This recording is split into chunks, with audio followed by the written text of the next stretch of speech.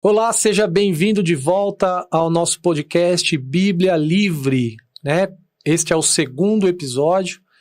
Eu gostaria de deixar aqui um convite para você se inscrever, você compartilhar esse conteúdo. Nós estamos falando sobre o hebraico bíblico desde o primeiro episódio, né? Abrangemos aqui alguns versículos e qual é a importância do hebraico bíblico. E eu deixei um convite, né, no primeiro episódio para o meu convidado, que é o professor, o bispo, o teólogo, o escritor Fábio Rodrigues. Mais uma vez, bispo, eu quero agradecer o teu retorno aqui, né, para gravar esse segundo episódio. Glória que a Deus. Nos deixou aqui com curiosidade, né? Bem, maravilha. Tudo bem, meu querido? Tudo bem, Mais uma graças vez a é um Deus. privilégio retornarmos aqui.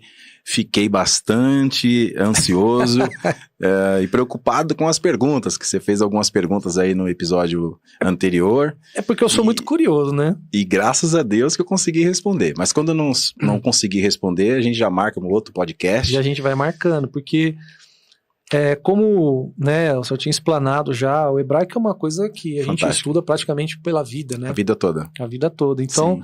é muito difícil em apenas uma hora você trazer toda uma contextualização, né, aqui do Sim. hebraico. E o senhor é especialista em pictografia hebraica também, Sim. né? Que é o segredo por trás das O letras, segredo por trás das letras, que é diferente da guimátria. que é o segredo por trás dos números, Dos exatamente. números. Então, no último episódio, no primeiro episódio, eu deixei aqui em aberto para a gente trazer um assunto, né? Sobre prosperidade. Prosperidade na À luz da palavra, Bíblia. à luz da Bíblia, porque muito Glória se a Deus. fala, existe a teoria da prosperidade, existe um monte de coisa Sim. aí, né? Que eu vejo que Não tem fundamento. fundamento nenhum, não Sim. é assim que Deus quer. Eu Exato. creio que Deus quer sim que os seus filhos sejam prósperos, porque Claro. Ele disse, né, que nós iríamos comer o melhor dessa Dessa terra, sim. e eu creio que o melhor que nós temos para comer, principalmente é a palavra, Exato. né? Que nem só de pão vive nem o só de homem, pão viverá o mas homem. de toda a palavra que procede da boca de Deus Glória viverá a um Deus, homem. é isso. Então, estamos aqui para continuar. Vai ser uma bênção, Né? um prazer. E eu quero...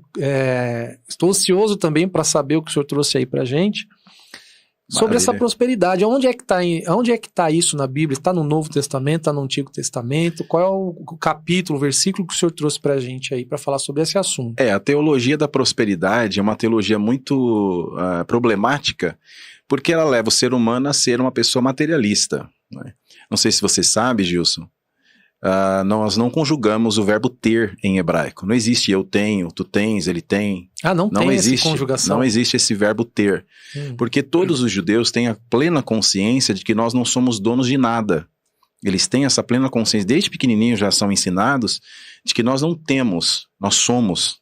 Né? Então não tem eu tenho uma casa, ou seja, minha casa, minha filha, minha isso, como se fosse algo como posse. Não existe isso, né? Uhum. Eles têm a consciência de que nós somos meros administradores dos bens do Senhor aqui nessa terra.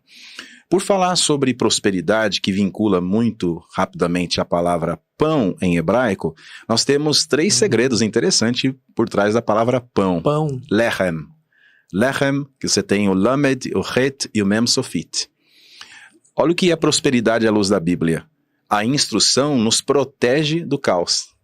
Por trás da palavra? Pão. Pão. Lechem. Você tem lamed, que é o Lamed. cajado, que é a instrução. Você tem o het, que é a proteção, o que cerca, o que protege. Inclusive, o rete, ele tem um desenho parecendo uma cerca, Uma né? cerca mesmo. E você tem o mem sofit, que é o caos. Lechem significa seja instruído para que você possa ser protegido do caos. Uhum. E é exatamente isso que nós vamos ver na vida de Isaac. Isaac. Vai lá em Perek Kaf Vav, Gênesis capítulo 26, e o verso 1 em diante, que eu acho que é sobre isso que você está curioso, Eu quero... todos os telespectadores também, É isso, não né? é, do podcast. É porque às vezes a gente pensa assim, né? Tem gente que tem aquele Me corrija se eu estiver errado. Às vezes as pessoas têm aquele sentimento de... É comiseração que fala? Autocomiseração, sim. Acho se autocomiseram, né? Isso, o significado disso, o sentido disso é de que a pessoa ela não se sente no direito. Exato. Ela acha que ela não pode. Que ela é nada. Porque Jesus viveu uma vida humilde. As pessoas desenham ali um Cristo sofrido, miserável, vivendo na pobreza e que ele dava tudo aos pobres. E não é bem assim. Não é bem assim. Não é. Se a gente for a fundo nisso, a gente vai ver que Jesus não era nada disso. Exatamente. Né? Então é importante para que todos saibam, né? Sim.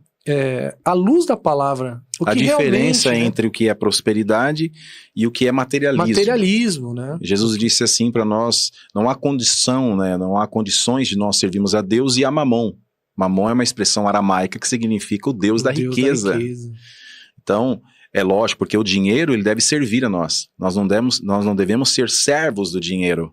O dinheiro deve servir a nós. Trabalhar pra gente. Exatamente. Então, quando é o contrário, você se torna escravo do dinheiro, aí você vê a palavra que Paulo fala a Timóteo, sobre o perigo, a raiz de todos os males. Não é que é problemático você ter uma condição financeira, é que você não pode se apegar à materialidade. Paulo disse a Timóteo: nós não trouxemos nada para este mundo, de certo que nós não levaremos nada deste mundo para onde nós vamos. Mas nós devemos viver uma vida abastada, afinal de contas, o nosso Deus é o dono do ouro e da prata. Exato. E aí é interessante ressaltar, dentro desse campo da prosperidade, não sei se você quer falar sobre isso agora ou a gente pode falar um pouquinho mais na frente, aí você que decide aí. Mas, por exemplo, nós temos aqui a primeira ordem imperativa do Eterno, está em Gênesis 26, verso 2, que diz assim. Gênesis 26? Isso, Gênesis 26, verso 2. Vamos lá. Diz assim, ó. E apareceu-lhe o Senhor e disse: não desças ao Egito, habita na terra que eu te disser. Altered Mitzrayma, não descerás ao Egito. Essa é a primeira recomendação para que a pessoa seja próspera à luz da palavra de Deus. O que isso significa? Isso significa que a pessoa, para poder ter uma prosperidade à luz da palavra de Deus, ela não pode fazer alianças com pessoas que não têm a mesma fé. Porque ela pode ter problemas. Mas existem pessoas que não têm a mesma fé que a minha, que a nossa, mas essa pessoa, ela vive uma vida digna. Íntegra. Uma vida de alguém que é reto diante de Deus. Não é? Então ela não frequenta uma igreja, mas ela é uma pessoa que é exemplo para a sociedade. Essas pessoas nós podemos sim fazer alianças. Né? E por que existe essa ordem imperativa? É interessante, é muito forte, né? Essa ordem imperativa. É uma ordem direta, né? Al-Tered Mitzrayma, não descerás para o Egito. Essa ordem imperativa foi para Isaac. Deus está falando: Isaac, você está vindo de Canaã, e você está pensando em ir para o Egito, mas eu digo para tu assim: não vá para o Egito. Você quer prosperar de acordo com a minha vontade? Não vá para o Egito. Se você for para o Egito, você vai ter problemas. Você sabe qual é o significado da palavra Mitzrayim, Egito? Na verdade, literalmente Egitos, porque tem o Egito da parte de baixo e a parte de cima. Existem 2 Egitos. A palavra Mitzrayim, a tradição judaica diz que significa restrições. A palavra Egito significa restrições. Então, e essas restrições estão vinculadas à vida espiritual. Não é por um acaso, então, que o povo foi escravizado. Escravizado e teve que vir com mão forte para que Moshe Rabbeinu, como eles dizem, os judeus, nosso mestre Moisés, pudesse tirá-los com mão forte, né, com as pragas, inclusive, teve que vir e tal, para mostrar que o Deus de Israel era o mais poderoso do que o próprio faraó. As 10 pragas, né? E traz as 10 pragas. Então, o Mitzrayim, o Egito, são as restrições. Deus está dizendo com Isaac: você quer ser abençoado de acordo com a minha vontade? Sim, Senhor, eu quero. Não vá para o Egito. Diz a tradição judaica que Isaac quer ir para o Egito porque ele escutou, desde criança, ele lembrou de quando o papai dele, o Abraão, disse assim, que a descendência peregrinaria no Egito. E ele imaginou que fosse esse o tempo. Que fosse agora, nesse momento que ele estava vivendo ali. Assim, o papai disse para mim que nós sairíamos, os nossos sairiam de Canaã e iriam para o Egito. E com o passar do tempo, eles seriam retirados de lá. Isaac pensa que é esse o momento. Aí Deus fala assim: Al-Tired Mitzrayim, não descerás ao Egito. E aí o Isaac falou, vou para onde? Aí o Eterno fala assim, você vai para Gerar. Gerar. Gerar. Aí tem uma questão, por que não é Gerar? Porque a gente vê algumas... Na nossa versão a gente falaria gerar, né? Se você coloca um som de G de gelo, nesse caso, né? Você pensa em gerar, parece que é aquele que está gerando uma criança. Getsemane.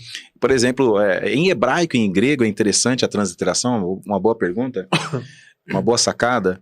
Todas as vezes que você vê no rodapé da Bíblia, seja de origem hebraica, seja de origem grega, quando você vê a letra G, ela não tem um som de G, ela é G. Ela não tem um som de Já, G, Gi, Jojo. Não tem nunca, nem em hebraico e nem do grego. É que nem... Por exemplo, Getsemane e não Getsemane. É Getsemane. Megido e não Megido.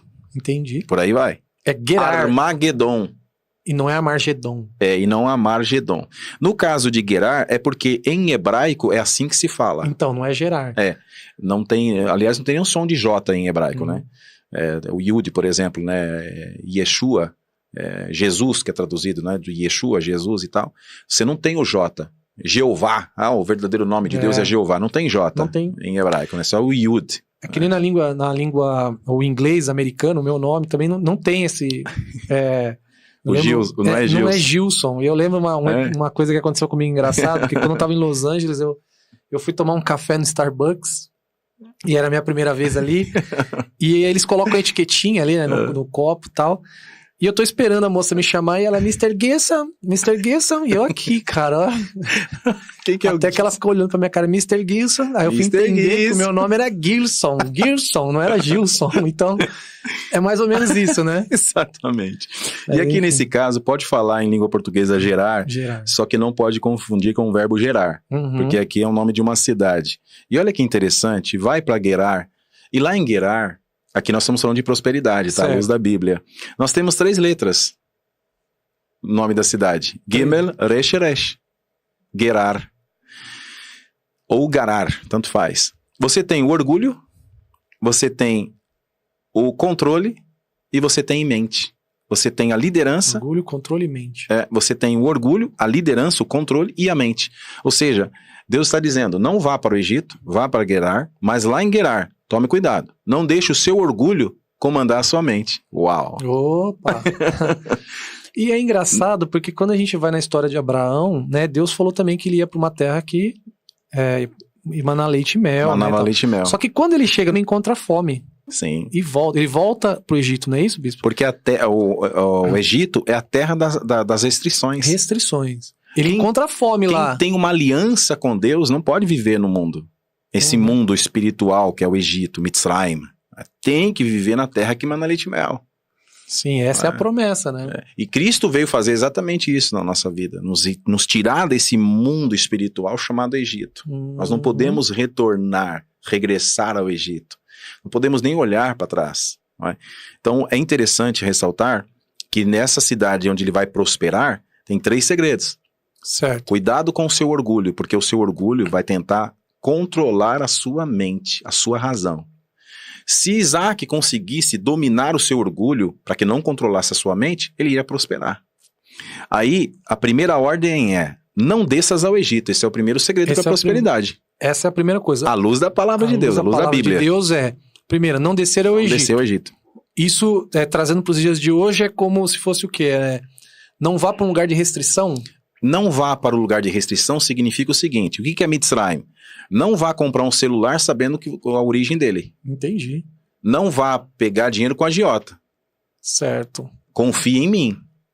Não vá comprar um carro que você está vendo que o preço está muito abaixo. Então, trazendo hoje, a primeira coisa é a obediência. A obediência, ou seja, não faça aliança com coisas erradas. Não descer ao Egito é fazer... Porque no Egito você quer facilidade. No Egito você quer furtar, você quer roubar, você quer sonegar impostos. Não descer ao Egito é muito sério. Então é esse o conceito. Esse é a primeira ordem imperativa. Gênesis 26, 2. Certo. Segunda ordem imperativa. Peregrina nessa terra. Peregrina nessa terra. Não é permaneça nessa terra no sentido de fique para sempre aí. Não. Porque o permanecer que vem no terceiro já tem uma conotação de ficar até o momento em que Deus falar, vá embora daí. Isso é um segredo de saber interpretar da maneira correta, né? Correta. Por exemplo, peregrina nessa terra, isto é, entenda que você está aqui de passagem.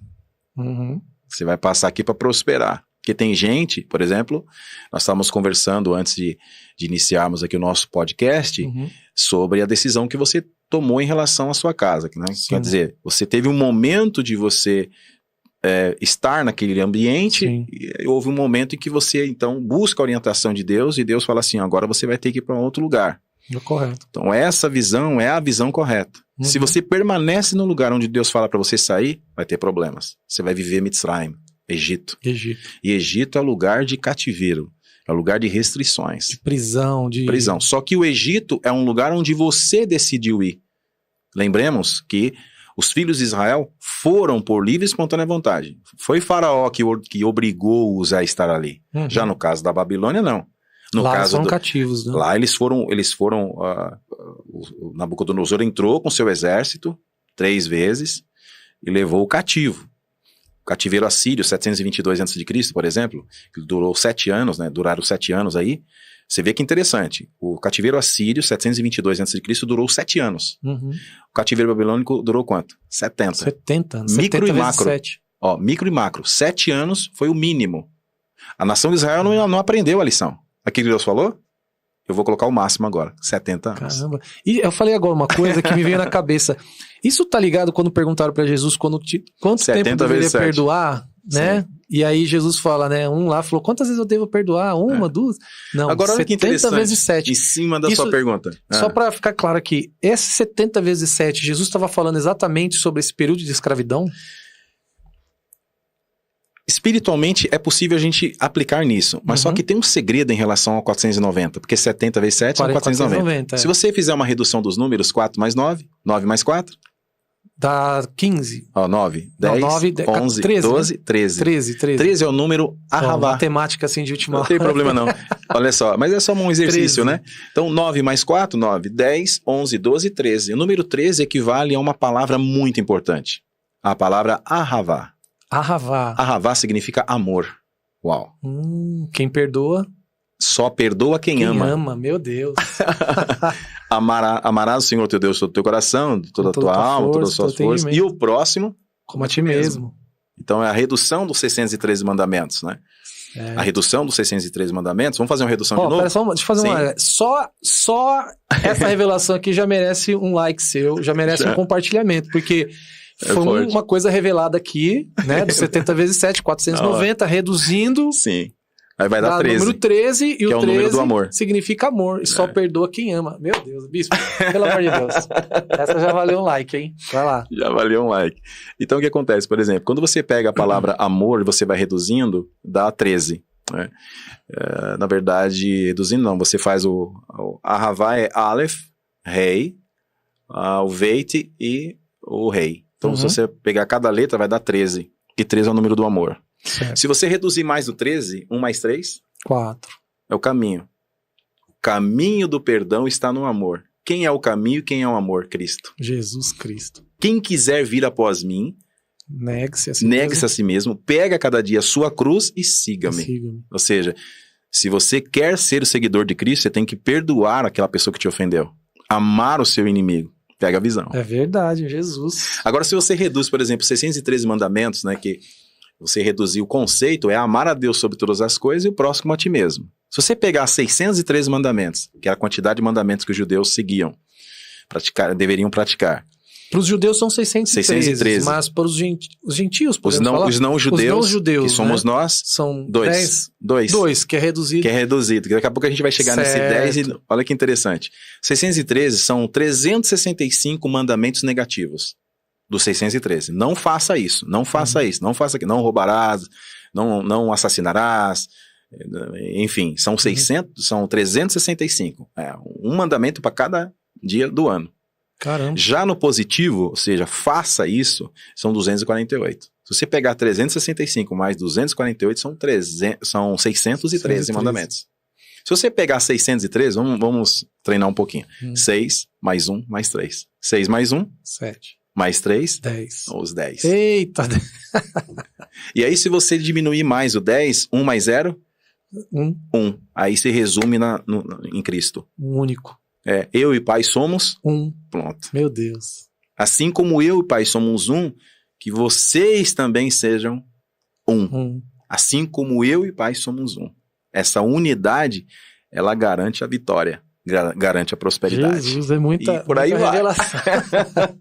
Mas vamos lá, voltando aqui. Voltando na então, prosperidade. O primeiro é obediência. Não desças ao Egito. Não desças ao Egito. Então vamos obedecer. Não faça aquilo que Deus não mandou fazer. Segundo, peregrina nessa terra. Gerar. Ou seja, peregrinar na terra significa domine o seu orgulho. Não seja soberbo, não seja presunçoso. Não diga, pela força do meu braço eu vou conseguir fazer isso. Você não vai conseguir fazer isso. Você serve a Deus, Avodat Hashem, serviço ao Criador, então você tem que ser dependente dele. Olha Jesus. Paulo disse, sendo ele em forma de Deus, não teve por usurpação ser igual a Deus, mas tomou a forma de servo. Imagine nós. Terceiro, permaneça em Gerar, porque é o lugar onde Deus quer te colocar, que garante a prosperidade. Não é o lugar que você deseja estar. Então, o terceiro lugar, então... é permanecer no lugar que Deus quer te ordenar. Fique aqui. Mas, Senhor, fique aqui. Não faça como Ló, que olhou as campinas bonitas, verdejantes, pastos verdejantes, depois veio lá o fogo, enxofre e destruiu. É verdade. Lembra? Então, ele olhou pela aparência. Não é? Quarto, primeiro... não desças ao Egito, Gênesis 26:2. Segundo, peregrina nessa terra, Gênesis 26:3.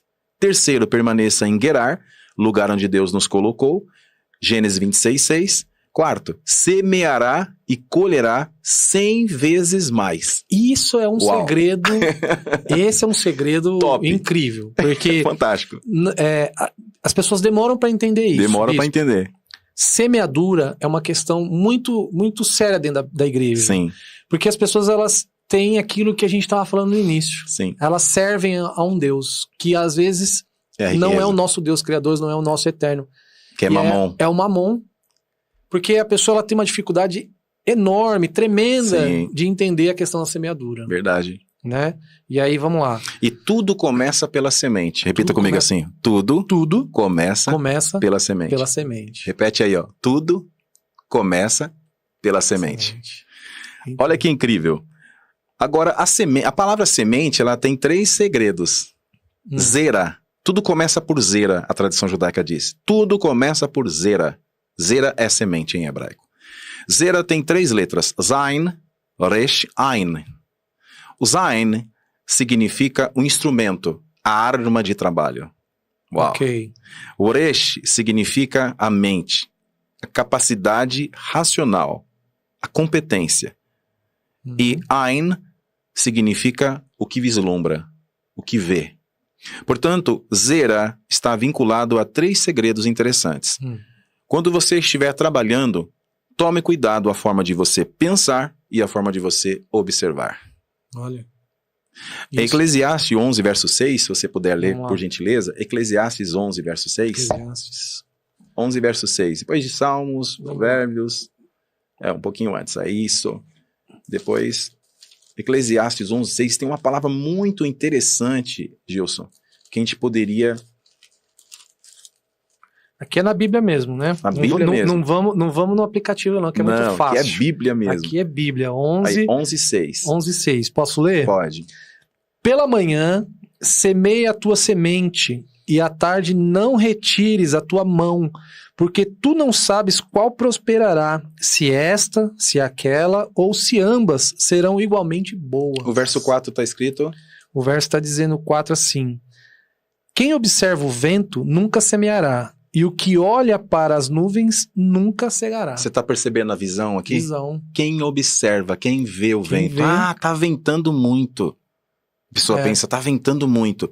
Eu não vou semear, não. Ela nunca semeará. Olha aqui, Zera. Zain é um instrumento. Pode ser aqui uma enxada, pode ser aqui qualquer instrumento de trabalho. Uma moto, um carro. Sim. Qualquer instrumento de trabalho. Aqui é um instrumento de trabalho. Um instrumento de trabalho, né? Resh é a mente. É a forma como que você pensa. E Ain é a forma como que você vê. Quem observa o vento e fica com medo, nunca vai semear, não vai prosperar. Aí continua lendo, versículo 5.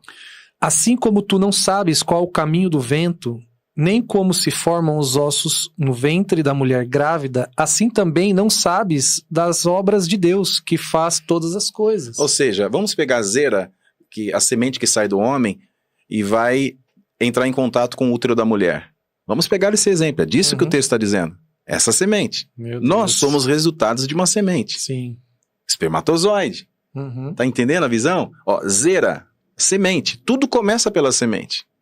Sai do papai, vai pro útero da mamãe, depois se fecundam, vira um zigoto, se desenvolve, vira um embrião, se desenvolve, vira um feto, se desenvolve, fica essa pessoa bonita que é o Gilson agora. Ô, glória! Então, tudo começa pela semente. Olha, lembremos da parábola do semeador? Sim. O semeador saiu a semear. Semeia, cai à beira do caminho, semeia, cai entre espinhos, semeia, cai entre pedregais, semeia e cai numa boa terra. Existe até um versículo também que a gente nunca deve se apresentar diante de Deus de mãos vazias. De mãos vazias, sem semente nenhuma. A terra é o altar. Olha. A semente é o que você deseja. A semente é a sua atitude. Ninguém pode chegar de mãos vazias. O pobrezinho, quando chegava diante da Mishkan, do tabernáculo, do santuário, tinha que levar pelo menos uma rolinha. Uma rolinha, que era a menor, né, dos animais que podia fazer. Não tem condições de levar um cordeiro, não tem condições de levar um cabrito. Leve uma rolinha. Não tem condições de ofertar 1 milhão. Oferte a moeda. A moeda da viúva. Da viúva, as 2 moedinhas. Então não é a quantidade, sim a qualidade daquilo. Agora, uma moedinha para aquela viúva era tudo que ela tinha. Não vamos também confundir uma coisa com a outra. Era tudo que ela não tinha. Significa dizer que eu tenho R$1.000 aqui, no momento que eu for ofertar, eu vou ofertar só uma moedinha para poder parecer com a porque daí você mostra que você não entendeu, né? Não entendeu a mensagem. Não entendeu. Então, por exemplo, semeará e colherá 100 vezes mais. Tem um segredo muito interessante, porque quando você entende que a sua ação, que a sua atitude, o seu instrumento são as tuas mãos. Por que nós damos 10% do que nós recebemos? O 10%, de onde vem esse princípio? As 10 formas que Deus criou o universo. Uau! Opa! Keter, Chochmah, Binah, Chesed, Gevurah, Tiferet, Netzah, Hod, Yesod, Malhut. As 10 formas que Deus criou o universo. Vamos continuar? Vai. Olha que bacana. Então, por que 10%? Porque é uma forma de você reconhecer que o Criador criou todas as coisas, com 10 formas. E o Eterno está pedindo a você, que é 1, se você pegar 10, 1 mais 0 é 1, está pedindo para o indivíduo, para que o indivíduo possa então reconhecer que tudo vem das mãos dele. Sim. Você se torna um também com ele, né? E naquele momento você se torna... Esse é o segredo. Porque a pessoa está dando dízimo para o homem, para o pastor, para o apóstolo. Não. O que o apóstolo vai fazer com o dinheiro, o que o líder vai fazer com o dinheiro, é problema dele. Mas a sua fé, a sua ação naquele momento é o que vai te unir a Deus. Shema Israel, Adonai Eloheinu, Adonai Had. Escute, Israel, o Senhor nosso Deus é um. E nós devemos entender essa unidade. Não por acaso ele disse, colocou o homem lá no jardim e disse assim, para lavrar e guardar. Guardar a terra. Lavrar e guardar. Guardar do quê? Guardar do egoísmo. Porque o homem está lavrando e caberia ao homem ter a consciência de, no futuro, após o pecado, oferecer um corban para o Senhor, Deus. Sim. Um sacrifício para o Senhor. Então é o reconhecimento, né? Quando eu semeio, eu colho 100 vezes. Mas eu não tenho que fazer uma barganha. É porque existe um princípio. É uma dificuldade das pessoas entenderem também, né? De barganhar. Ai, Deus, eu preciso comprar um carro, então eu vou... E é muito diferente entre você orar ao Senhor, ter um desejo no coração e fazer um propósito com o Senhor dentro daquilo que a Bíblia ensina. Sim. É muito diferente muito isso, diferente. Né? E você vê aqui a questão da prosperidade, ela é um assunto muito interessante porque mexe com o dinheiro. O dinheiro tem energia. Sim. O desprendimento, porque quem é que quer perder dinheiro? Ninguém quer perder dinheiro. Mas todos nós queremos ele. Sim. Todo mundo fica, às vezes, lutando para achar um dinheiro no meio do caminho, né? Ou se eu achasse um dinheiro. Mas ninguém quer perder. Ninguém acorda pensando assim, eita, eu quero perder um dinheirinho. Eu quero perder um dinheirinho. Não tem isso. Vou postar ali. É verdade. Agora, por que Isaac ele colhe 100 vezes mais? Porque ele obedece. porque ele controla o orgulho dele. Sim. Muitas das vezes a pessoa faz tudo correto, mas nesse momento ela tem uma tendência para se ensoberbecer. E o Senhor conhece o coração da pessoa. A partir do momento que a pessoa consegue entender que tudo pertence a Deus, não tenha dúvida de que Deus vai prosperar a sua vida, vai abençoar a sua vida, para que você abençoe outras pessoas. Então nós temos aqui o instrumento Zain, fala de justiça. A palavra Zain, a letra Zain, ela lembra o aspecto de espada. Espada é o aspecto de justiça. Né? Então tem pessoas que não trabalham, não se esforçam, não fazem por onde e quer prosperar. Quer ter prosperidade, né? Que é diferente de riqueza. Há uma diferença entre uma pessoa ser próspera e rica. Porque eu conheço pessoas que são prósperas, mas não são ricas, mas são muito prósperas. E a prosperidade ela vai passar por vários aspectos. Por vários aspectos, exatamente, esse é o ponto.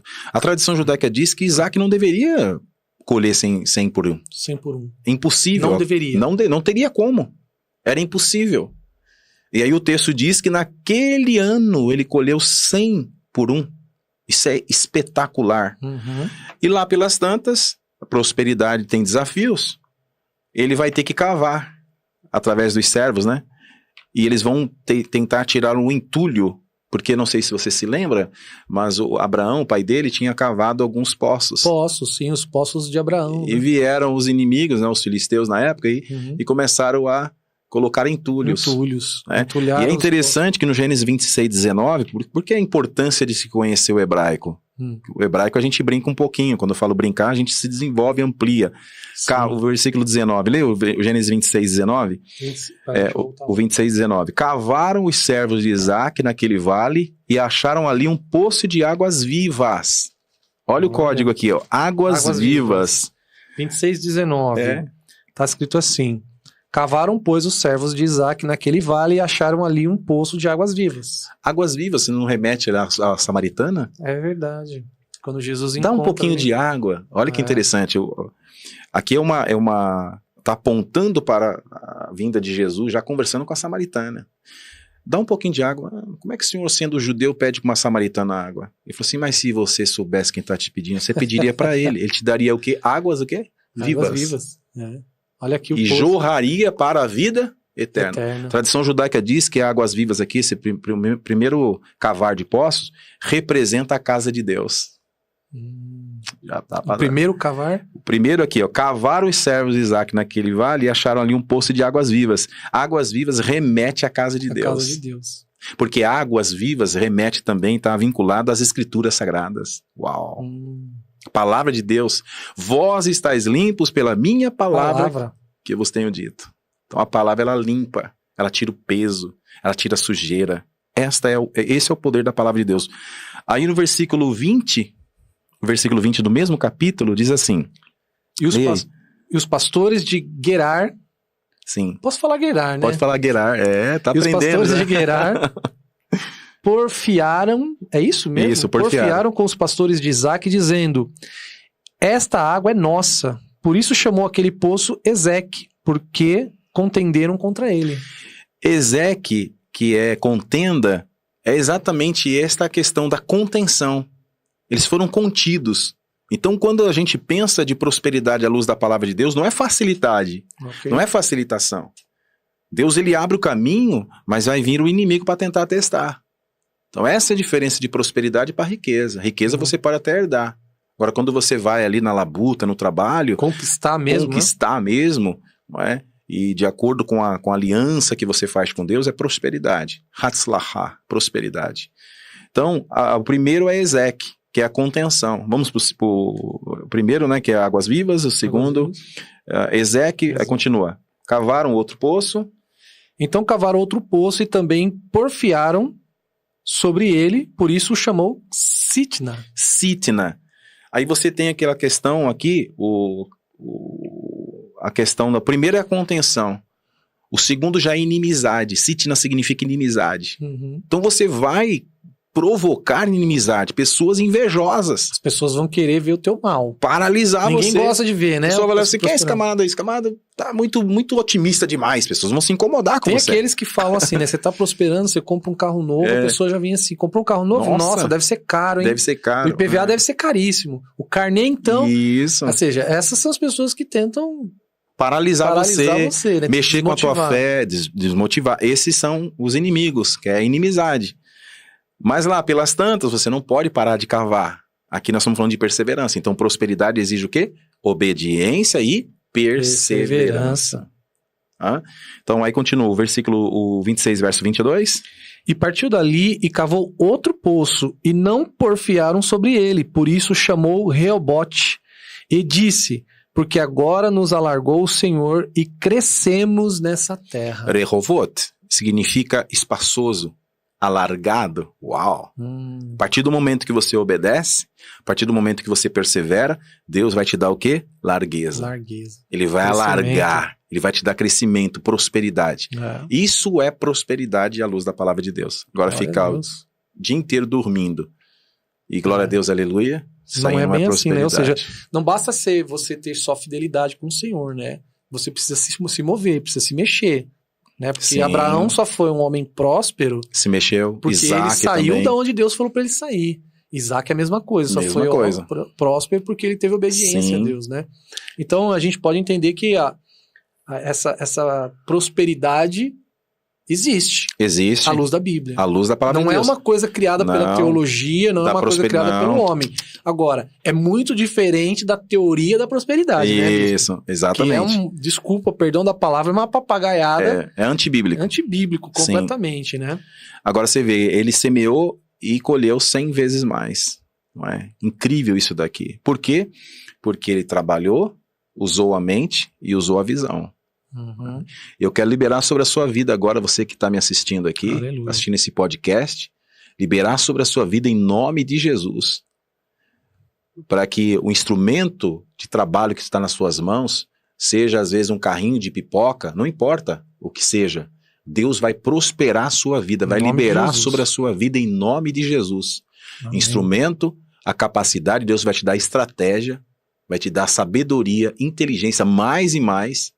E através da sua observação, você não vai olhar com um olhar carnal. Porque às vezes Deus está falando, fique aqui, porque aqui eu vou te prosperar. E você está dizendo, meu Deus, mas eu não estou vendo nada. Não é o que você vê, é o que você acredita. Uau. A fé, Gilson, é o firme fundamento das coisas que se esperam. Prova das coisas que não se veem. Mas a fé, ela tem um olhar espiritual. Só que é um olhar espiritual que fica fechado. Por isso que fala que é o firme fundamento das coisas que se esperam, prova das coisas que não se veem. Não se veem com olhar físico, mas ele tem o olhar espiritual. Entende? Tem um sentimento, tem algo poderoso. Não é? Você e a sente, né? palavra fé em hebraico, emuná, não é uma crença. Outro segredo aqui, outra chave. É fidelidade, comprometimento, fidedignidade. É porque a palavra fé também não tem no Antigo Testamento, ela não aparece. Não né? aparece, não aparece a tradução, em português aparece, mas em hebraico é emuná. E emuná é fidelidade, comprometimento. O justo, pela sua fidelidade, viverá. O fato dele ter uma aliança com Deus, ser fiel, justo, tzadik, justo pela sua fidelidade. Porque o livro de Hebreus viverá. vai falar, né, se eu não me engano, no capítulo 13, se eu não me engano, vai falar pela fé... É o capítulo 11, né? Capítulo 11. É. Vai falar pela fé, Abraão, não sei o que. Ali fala sobre os heróis da Exato. fé. Só que a palavra fé, ela não tem no Antigo Testamento, mas sim a fidelidade. A fidelidade. Mas só que quando fala o Hebreus 11, pela fé fez isso, pela fé fez aquilo, essa fé tem uma conotação, de fidelidade. Só que as pessoas imaginam que é uma crença. Não é crença. Eles creram contra a esperança. Tudo levava a crer que não ia conseguir. Fé ou você tem ou você não tem. Ou você não tem. É isso. Por exemplo, fé até os demônios têm, estremece. Eles também têm. Só que fidelidade para com Deus, os demônios não têm. É outra coisa. É outra coisa muito diferente. Então, basicamente, a gente poderia falar sobre isso. E nós estamos conversando aqui, antes de nós começarmos esse debate, a respeito dos descendentes de Caim. Eu acho que tem muita coisa boa ali, Gilson, que a gente explorar. Se a gente pudesse voltar um pouquinho lá para Gênesis 4, verso 17, seria muito interessante. É porque é interessante a gente falar sobre a representação de alguns personagens, né? Porque a gente entende que, nós entendemos, né, a importância sobre isso. É claro que quando a gente fala sobre Gênesis, e quando eu não mostrei ainda aqui, eu ia deixar para mostrar no final, mas eu quero mostrar aqui o livro, né, do bispo, do professor, do escritor Fábio Rodrigues, que é Jardim do Éden, né? É o Decifrador da Mente Humana. É um livro fantástico, um livro incrível. Tudo que a gente está falando aqui desde o primeiro episódio, existem coisas neste livro, né, que nós abordamos. Outras coisas fazem parte da coleção dos livros do bispo, do professor e do escritor Fábio Rodrigues. Então, mas começa lendo esse livro aqui, sobre Gênesis, sim, né? Porque vai te mostrar muita coisa do que a gente só pincelou aqui no primeiro episódio, sim, né? E algumas coisas que a gente está falando hoje. Mas se você tiver interesse, eu vou deixar aqui embaixo, tá?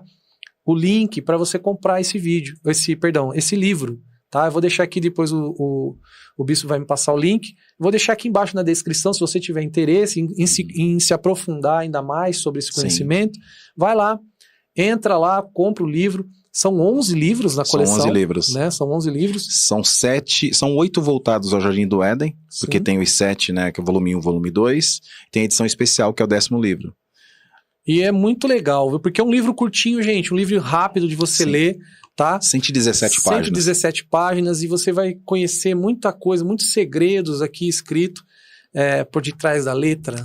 Assim, por exemplo, aí nós temos os 4 capítulos de Gênesis. Gênesis 1, verso 24... E aí termina ali com o capítulo 4, verso 26. Né? Então você tem os 4 capítulos. A tradição judaica diz que quando você domina basicamente os 4 primeiros livros de Gênesis, você consegue dominar praticamente toda a Bíblia. Olha aí entra naquelas questões dos 10... os 10 aspectos que Deus criou o mundo? As 10 sefirot, as 10 esferas. A pessoa vai começando a entender mais ou menos alguns códigos. Por exemplo, a gente vai entender agora, a partir dos personagens lá dos descendentes de Caim, você vai ver que tem muitos segredos extraordinários. Você me falou uma coisa disso que eu fiquei assim, sobre Caim e Abel, que é fantástico. Eu não sei se é isso que você vai falar agora, mas vamos lá. Vamos lá. Gênesis 4:17. 4:17. Diz assim, ó. E conheceu Caim a sua mulher, e ela concebeu e deu à luz a Enoque. E ele edificou uma cidade e chamou o nome da cidade conforme o nome do seu filho Enoque. Isso. Então, por exemplo, quando a gente pega sobre os aspectos mais profundos, né? No episódio anterior nós falamos sobre o Pardes, as 4 técnicas de interpretações. Isso, tira as vogais. Que nós tiramos as vogais, fica só as consoantes, então fica PRDS. Pardes significa pomar, que remete ao Jardim do Éden. Então você tem o P, que é Pshat, que é o simples, literal, o superficial. Você tem o R, que é o Remes, que é o alusivo, a pista. Você tem o D, que é Drash, que é o investigativo. E você tem o S, que é o segredo, né? Algo que está oculto. Algo que não está aparente. Então, esses 4 níveis, na medida que a pessoa vai se aprofundando nas questões da Torá, do Tanar, né, do Antigo Testamento com base no hebraico, a pessoa vai se especializando, vai ampliando algumas coisas. E lá pelas tantas, quando a gente utiliza desse nível Remes, que é o 2º nível, a gente chega à conclusão que Adão, que foi um ser humano, sim, que existiu, sim, Eva também, Caim, Abel, os 2 filhos e tal, eles representam outras coisas interessantes, por exemplo, os nossos sentimentos. A evolução da bondade e da maldade humana, ela está revelada aí nos descendentes de Caim. Então vamos lá, pera lá. Então, se Adão representa a razão. Isso, no episódio anterior nós falamos, Adão representa a razão, Eva representa a emoção. Então Caim e Abel têm a representação do bem e do mal. Ela tem a representação do bem e do mal. E a serpente tem a representação dos instintos. Dos instintos. Então entra a serpente nessa questão. Entra a serpente também. Então quando a gente pega, por exemplo, a narrativa do Gênesis, né, a narrativa do Gênesis 3, por exemplo, você tem ali a serpente enganando Eva, né, a Nahash enganando Rava, e Rava depois levando o fruto proibido para Adão, né, ou seja, a serpente levando Eva a comer do fruto proibido e ela leva para o seu marido. Tudo aquilo, aquelas questões essa parábola são questões interessantes, porque você vê o instinto do ser humano no dia a dia fazendo exatamente esses 3 papéis. Mas a mulher, ela tinha qual outro papel? Ela tinha uma outra missão, além de ser apenas auxiliadora? Essa é uma porque a gente aprende, né, que a mulher ela é auxiliadora do homem. mas qual é outro só papel isso? dela, né? É interessante essa pergunta, porque a gente acostumou, tanto na igreja católica como na igreja evangélica, e no Gênesis 2,18 o texto está diferente. Que é muito comum o homem muito se achar, comum. né? Se achar, agora a gente vai quebrar a banca. esse paradigma aí de que o homem é o tal, né? Exatamente. O papel da mulher não é só de auxiliar, né? É até uma visão que as pessoas têm machista, né? O texto diz assim, Gênesis 2,18, daqui a pouco a gente volta para o 4,17, a gente falar sobre os descendentes de Caim. O Gênesis 2,18 diz, Vayomer Hashem Elohim Lotov Heyot Ha'adam Levado Eser Lo Ezer Kenegedó.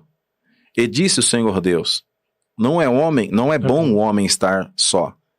Farei para ele uma auxiliadora que esteja em oposição a ele. Opa!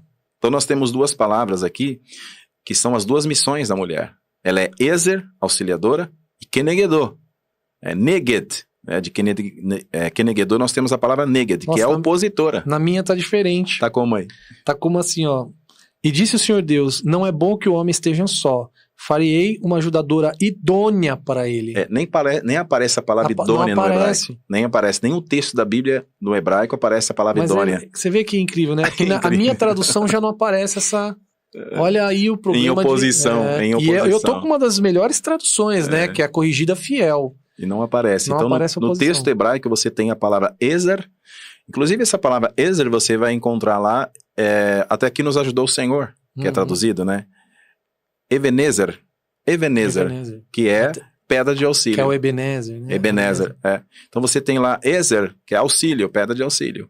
E você tem a expressão Kenegedó em oposição a ele. Isto é, a Torá está dizendo que a mulher, ela tem duas missões. Quando o homem está correto, ela auxilia, ela apoia. Mas quando o homem estiver errado, é papel da mulher se opor para poder edificar a casa e o lar. Então, machaiada, você que está aí acostumado a ter um entendimento aí. A Bíblia diz o seguinte, que a tua mulher, ela sempre tem razão. Né? Quer ser feliz? Dá ouvido para a tua mulher. Tua esposa, porque a gente estava até brincando aqui, né? Às vezes aquele sexto sentido que a mulher tem, né? A gente acha que é uma coisa do além, mas não é. Na verdade, ela está só cumprindo aquilo que ela foi criada para fazer. É isso, bispo? Exatamente. Ela está só cumprindo aquilo que ela foi criada para fazer. Ela foi retirada da costela do homem, né? Então, a pessoa fala assim, foi tirada da costela, então ela é inferior. Não é inferior. Não é isso. Pelo contrário, ela é a base. Tanto é que em Mishlei, em Provérbios 14:1, diz que a mulher sabe edifica, a tola destrói. A mulher tem o poder de edificar ou de destruir um lar. E existe essa visão também de achar que a mulher é o vaso mais frágil, né? A parte mais frágil do casamento. Só que assim, né? A gente fala de frágil, mas o homem não sabe o que é ter uma dor de parto. É verdade. Né? O homem sabe, segundo, né? Os homens, é parecido com uma dor de ouvido. Porque o homem com dor é assim, né, cara? Mas enfim... Ele fica bloqueado, né? É incrível a gente perceber, né, os segredos, as revelações que a Bíblia traz. É a importância de se conhecer o hebraico também. Então, isso é uma pergunta que eu ia fazer. Para as pessoas que, além de querer estudar o hebraico, existe alguma ferramenta que pode auxiliar as pessoas, por exemplo, de começar a ter uma intimidade com o hebraico? Porque eu acho difícil as pessoas, né, que não têm realmente um interesse de conhecer a palavra, querer conhecer o hebraico bíblico. Porque tem pessoas que não conhecem nem a Bíblia, né, como uma leitura devocional, como quem dirá o hebraico, né? Mas vamos supor lá que a pessoa ela está assistindo a gente, ela está conseguindo entender o que está sendo falado. Criou aqui, uma curiosidade, ela né? Ela está conseguindo perceber o valor que esse conteúdo tem. E de repente ela fala assim, puxa, eu comecei a ter um interesse por isso. Existe alguma forma dela começar a ter uma intimidade com o hebraico, alguma tradução, algum aplicativo, alguma coisa que leva ela a poder... Olha, infelizmente a resposta é não. Não tem. Não tem porque nenhuma versão bíblica no Brasil ela é suficiente para abarcar toda a informação que tem no hebraico. É um pouco polêmico o que eu vou dizer agora, mas como hebraísta eu tenho a responsabilidade de dizer, mas vou criar muita polêmica. Tá preparado para polêmica? É isso mesmo, né? Quando diz a verdade. A versão a mais próxima do original, em se tratando sobretudo do Antigo Testamento, ela não é muito benquista para a maioria dos evangélicos. E todo domingo eles batem na porta da nossa casa para levar alguma coisa. Percebeu de que qual é a versão de quem? Entendi. Então essa é a versão do Testemunho de Jeová. Testemunho de Jeová. Então é meio polêmico. O pessoal fala, mas o cara é hebraísta, como é que esse bispo é hebraísta, ele está falando uma besteira dessa? As pessoas que julgam a versão utilizada que é a Novo Mundo, é porque não conhece hebraico. A gente está falando aqui, a gente não está falando de religião, a gente está falando de versões de bíblias. Né? Isso. Nós Por exemplo, cristãos, algumas pessoas falam assim, King James é melhor? Não é a melhor. Então, eu já qual comparei é a King James com a NVI ali, ela tem bastante coisa parecida. Qual que é a melhor versão? A top não existe. Mas a menos ruim, inclusive recomendado pelos judeus. Os judeus é que são os que dominam o hebraico. O brasileiro não pode querer dar ensinamento para judeu que fala hebraico fluentemente. Então eles é que dizem que a menos ruim é a versão Novo Mundo. Isso em qualquer parte do mundo. Eu ouvi dizer também que a versão da Igreja Católica, aquela... Esqueci como é que agora. chama? Jerusalém. A Bíblia de Jerusalém. Isso. Já foi a melhor. Hoje já perde para a versão Novo Mundo. Eu uso como estudo a Corrigida Fiel. Vale ressaltar que eu não sou Testemunho de Jeová, tá? A gente não está falando de religião aqui. Estamos falando em termos de Bíblia. A gente está falando de traduções de Bíblia. Traduções, versões, exatamente. Eu uso a Corrigida Fiel, que eu já comparando com a NVI, com a NTLH, com a ARC. Eu gosto de usar... porque tem a revisada e atualizada. Sim. Tem a revisada e corrigida. Eu uso a Corrigida Fiel, que é o que eu mais... Te traz mais conforto. Sim. Baseado em algumas coisas que eu vi do hebraico, né? Eu acompanho, te acompanho e tal. Então eu vi que é a que mais parecida. Agora, mas eu tenho uma ferramenta para quem quer conhecer um pouco mais de hebraico. Seu grupo de WhatsApp, né? É verdade. Então, quem tem interesse... Quem desejar, só pegar lá o 11 987 17 4461.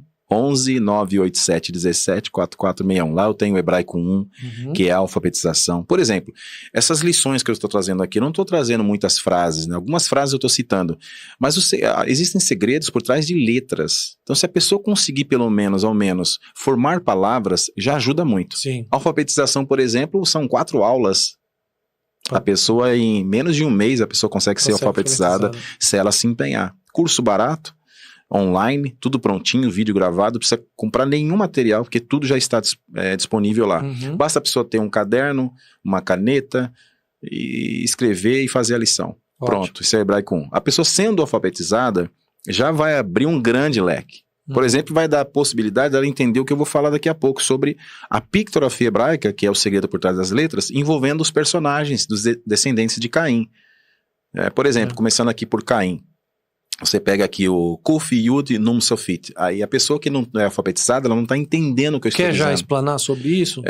Eu estou falando assim, Caim se escreve com Kuf, Yud, Num, Sofit. A pessoa pensa, o que ele está falando? É o nome das letras. Essas 3 letras aqui formam o nome Caim, em hebraico. Quando eu vou por trás, vou pegar o que está encapsulado, eu desvendo o segredo, eu descubro o que Caim significa. A palma da mão que força a semente. A palma da mão que força a semente. Quem é a semente? A semente é o irmão dele. Abel. O que tem a inclinação para o bem. Para o bem. Então, por exemplo, o Caim, que é a representação, a inclinação para o mal, né, que é Yetzer Hará, como a gente fala em hebraico, ele representa a palma da mão, alguém que tem um instrumento na mão, alguém que usa a mão, usa a força que ele tem, não é? Para forçar a semente, para matar a semente. Então tem alguém, o Kuf representa alguém que está por trás, na espreita. Olha aí. Olha a importância de se conhecer o segredo por trás das letras. Não, o Kuf representa alguém que está por trás, na espreita. E Caim ficou na espreita, atrás do irmão, a ponto de matá-lo. Enquanto que Caim representa a palma da mão que força a semente, que é a inclinação para o mal, e a Yetzer Hará, lembrando que força vem do verbo forçar, impor violência ou truculência, Abel já é diferente, que Abel já vai representar aqui o homem cuja casa é instruída. O rei, o Veit e o Lamed. Havel ou Revel, tanto faz. O homem cuja casa é instruída. Então Abel já tem uma casa instruída, casa espiritual. A mente dele já é voltada para as coisas de Deus. Abel era o tipo de pessoa que se deixava ser instruído por Deus. Caim já não. Caim já tinha uma tendência, uma negatividade, uma energia negativa de querer atrapalhar a vida das pessoas. Né? E nós temos essa inclinação, viu? Sim. Essa inclinação para o mal. Nós temos o Caim dentro de nós. Nós temos o Abel dentro de nós. Agora eu pergunto a você, Gilson, você que gosta de fazer pergunta, vou fazer uma pergunta para você. Tá. Caim matou Abel. É certo ou é errado? Errado. Assassinato. Sim, assassinato, né? E se Abel tivesse assassinado o irmão? Seria certo ou O que errado? tem inclinação pro bem matar o que tem inclinação pro mal? Ué, E aí? você quer que eu responda na base da Bíblia ou na base do meu Responde. Agora, olha que interessante. Antes de você responder, quando você vai refletindo, abra Eclesiastes 7, 16 e 17. Eclesiastes 7. 16 e 17. Vamos Olha lá. que interessante. Eclesiastes 7. 16 e 17. Está escrito assim, ó. Não sejas demasiadamente justo, nem demasiadamente sábio, porque te destruirias a ti mesmo. Não sejas demasiadamente ímpio, nem seja louco, porque morrerias fora do teu tempo. Ou seja, eu não posso ter uma inclinação para o mal exacerbada e nem inclinação para o bem exacerbado. Se eu for bom demais, eu peco. Se eu for mal demais, eu peco. Então, uma inclinação para o mal, uma inclinação para o bem, ela faz parte da nossa vida. Isso é da nossa natureza. Para que a gente não possa ser bobinho demais, que se você for bom demais, bom é Deus. O próprio Jesus disse isso. Sim. Bom mestre, que farei para dar a vida eterna? Né? Aí ele falou assim, não, bom é só Deus. Tá no céu. Por que você está me chamando de bom? Por que me chama de bom? Ou seja, então, Jesus já estava falando o quê? Você está falando com uma pessoa que tem um controle da inclinação para o bem, inclinação para o mal. Inclinação para o bem, buscar Deus. Inclinação para o mal, pegou o chicote lá, mas só que ele foi até o controle. Não matou ninguém, só saiu dando... Ireis, mas não pequeis, né? Mas não pecou, exatamente. Então ele chegou com a Zorrag, foi lá, expulsou os cambistas, mas ele não matou ninguém, tirou a vida de ninguém. Então teve um equilíbrio. Então você tem a questão do aspecto de Caim, Abel. Então voltando só, se Adão representa a razão, Eva representa a emoção. Certo. A serpente falante vai representar os nossos instintos. Né? O Caim vai representar a inclinação para o mal e o Abel a inclinação para o bem. Só que Caim mata Abel. Sim. Abel não tem descendente. A partir daí a Torá vai apresentar a descendência de quem? De Caim. Que é o que nós lemos. E vamos entender agora um pouquinho sobre a descendência de Caim. Veja que interessante. Nós temos alguns minutinhos só. Se não der pra gente falar hoje, a gente faz. Já deixa o terceiro com Eu tenho que Gênesis. Tomar cuidado com o tempo, que eu gosto de falar bastante. Gênesis 4, versículo 17. Versículo 17 está escrito assim: E conheceu Caim a sua mulher, e ela concebeu, e deu à luz a Enoque. E ele edificou uma cidade e chamou o nome da cidade conforme o nome de seu filho Enoque. Olha que interessante, o nome Enoque, Hanor, que é composta das seguintes letras: Het, Nun, Vav e Raf. Raf Sofit. Então, quando você junta as informações por trás dessas letras encapsuladas, você tem o seguinte conceito: a proteção da semente depende da palma da mão, isto é, das ações humanas. No nome Hanor, já está revelado aqui a questão da proteção da semente dependendo da palma da mão. Caim usou a palma da mão para poder matar o seu irmão. Sim. Já o filho deles não faria isso. Já não fez. Uma mensagem clara, dizem os sábios, para que a geração entendesse que a preservação da vida depende muito mais das nossas ações em relação a Deus e ao próximo. Ou seja, se Caim representa a inclinação para o mal, Enoque vai representar a reeducação da inclinação para o mal. Caramba. É isso que representa Enoque. Reeducação da inclinação para o mal. E por aí vai. Então todos os descendentes de Caim vai trazer exatamente a evolução da maldade humana e a evolução da tentativa de dominar a maldade humana. Então essa evolução é algo bom. Algo bom. Porque está tentando dominar, Sim, aquela natureza má. Exato. Então, por exemplo, nós temos a inclinação. Enoque é essa evolução do pai. Está dentro de nós. Então a gente precisa fortalecer esse sentimento chamado Hanor. Nós precisamos nos proteger e proteger a semente. Hanor protege a semente. Caim não. Ele forçou a semente, no sentido de levar a semente, que é o seu irmão Abel, à morte. Agora, eu tenho uma pergunta para encerrar, Bispo Sim. Fábio Rodrigues. Se deixar, a gente fala até amanhã. Infelizmente. O Vamos tempo lá. já foi.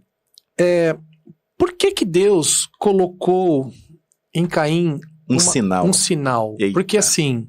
Isso é forte, hein? Porque, vamos lá, ele matou o irmão. Sim, é forte. E a Bíblia diz que Deus colocou um sinal em Caim para que ninguém tocasse nele. Para que ninguém tocasse. Não parece ali, lendo de uma forma superficial, que Deus está protegendo Caim? Sim, mas ele está protegendo Caim. Ele está protegendo Caim. Sim, isso aí está no Gênesis 4, o versículo... Vamos ver aqui. Caso tal...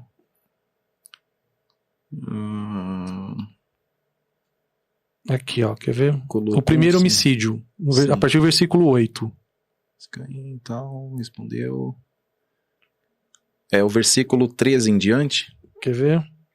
Lavares a terra, é assim mesmo, tá, gente? A gente tá aqui com a Bíblia aberta. Isso aí, e o versículo 15, é o 15. É o 15, né? O Senhor, porém, lhe disse, assim qualquer que matar a Caim será vingado, 4 verso 15. Uhum.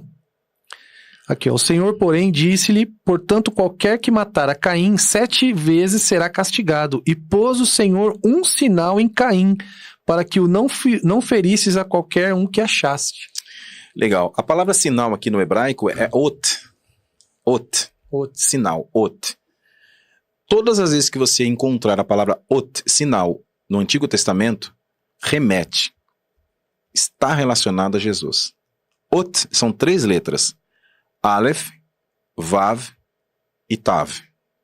O Aleph é uma pessoa. O Vav é alguém sendo elevado. E o Tav é a cruz. Uma Meu pessoa Deus. sendo elevada na cruz. Meu Deus. E Cristo é elevado na cruz exatamente por causa da inclinação boa ou má da humanidade. Má da humanidade. Pronto. Pegou a visão? Então, esse sinal é o sacrifício de Jesus na cruz do Calvário. O sangue dele sendo derramado representa aquele sangue que foi derramado de Abel, o sangue inocente. Mas o sangue de Abel não tinha condições de purificar a humanidade. Mas o sangue de Jesus nos purifica de todo o pecado. Glória Que a Deus. partir de hoje, quem está afastado da presença de Deus, que de repente está com medo de sair de qualquer ambiente espiritual, com medo de retaliação, não tenha medo. Venha, porque o sinal, ot, a pessoa que foi elevada numa cruz, suspensa na cruz, por mim, por você e por todos nós, ele garante a vitória. Glória a Deus, Glória aleluia, a Deus. meu Deus. Maravilha. Infelizmente, Bispo, a gente não tem mais tempo. Eu gostaria pena. aqui de continuar Que estudando, porque para mim foi um Maravilha. estudo, né? Benção. De continuar aqui explanando mais sobre esse conhecimento da palavra, Maravilha. conhecimento bíblico, trazendo aqui mais sobre conhecimento do hebraico bíblico, Sim. né? Mas muito obrigado mais uma que vez, né? agradeço. Por aceitar o convite pela Glória segunda a vez. Deus. Benção. Já vou deixar o terceiro convite e eu tenho Benção. certeza que o senhor aqui vai ser meu convidado Maravilha. corriqueiro aqui, como você sempre, é o VIP, Benção. exato. Posso dar um recado antes? Claro. Eu gostaria de deixar o meu Instagram, @professor Fábio Rodrigues. Lá eu tenho várias postagens, várias pictografias. Você que não conhece meu trabalho ainda, eu convido você, @professor Fábio Rodrigues. Se você será abençoado com várias explicações. E nos procura no 11 987 17 4461 para cursos online ou presencial do Hebraico Bíblico. Obrigado, Exatamente. meu amigo. Imagina, eu Deus quero abençoe. mais uma vez aqui, ó, mostrar o livro, né? Jardim do Éden, o Decifrador da Mente Humana. Se você tiver interesse neste livro, eu vou deixar aqui embaixo o link, tá? Para você adquirir este livro. Este e mais outros Mais uns 10, 10, né? Que faz parte da coleção. Bispo, Glória. Deus abençoe, muito Shalom. obrigado. Toda Arabá, Shalom. muito obrigado. E que nós possamos continuar aqui por muito tempo, né? Amém. Explanando a palavra. Amém. Porque é isso que é o propósito, né? A Sim. Bíblia livre, para que Sim. todos possam conhecer livremente, Sim. sem teologias, sem doutrinas, apenas conhecendo a palavra como ela é. Como ela é. Tá bom? Muito Deus obrigado. abençoe. Amém. Muito obrigado você. E se você gostou desse conteúdo, compartilha, deixa seu like, tá? Que nós vamos ser incentivados a continuar aqui, tá bom? Deus abençoe e até a próxima. Shalom, lehitraot.